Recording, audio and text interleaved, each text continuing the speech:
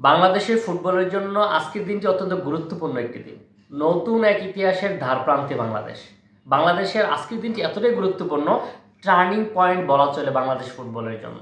বাংলাদেশের আজকে ভুটানের বিপক্ষে প্রীতি ম্যাচ, যদিও প্রীতি ম্যাচ ভুটানের বিপক্ষে, কিন্তু জিনিসটাকে বাংলাদেশের দর্শকরাও এবং বাংলাদেশের যারা ফুটবলের নীতি নির্ধারকরা আছেন তারা আসলে এটাকে অনন্যভাবে দেখছেন। কারণ এযাবৎকালে বাংলাদেশের ফুটবল আর আজকের বাংলাদেশের ফুটবলের মধ্যে আকাশ পাতাল পার্থক্য রয়েছে। বাংলাদেশের আছে পোস্টার বয় হামজা চৌধুরী, যিনি ইংলিশ প্রিমিয়ার লিগে খেলে। তার চেয়ে বড় বিষয় হচ্ছে, আগে বাংলাদেশের আন্তর্জাতিক ফুটবল ম্যাচ হতো, এদেশের মানুষ জানতো না।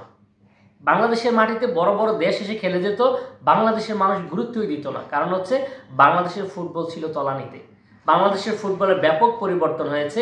এই দেশের প্লেয়াররা এখন খেলছে ইংলিশ লিগে, ইতালি লিগে, সব বিভিন্ন ইউরোপের বিভিন্ন লিগে খেলছে। বিশেষ করে হামজা চৌধুরী, ফাহমিদুল সহ আরও অনেক তারকা প্লেয়াররা বাংলাদেশে পাড়ি জমাচ্ছে। যদিও তাদের সূচনাটা করেছিল জামাল ভুঁইয়া এবং তারেক কাজীর মতো প্লেয়াররা, তারা তো আছেনই।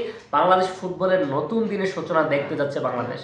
আজকে এটা হচ্ছে প্রমাণের দিন, কারণ আজকে ভুটানের বিপক্ষে হামজা চৌধুরী, যিনি প্রথমবারের মতো বাংলাদেশের মাটিতে খেলবেন। এর আগে হামজা চৌধুরী বাংলাদেশের হয়ে ইন্ডিয়ার মাটিতে খেলেছেন, কিন্তু বাংলার মাটিতে খেলেননি।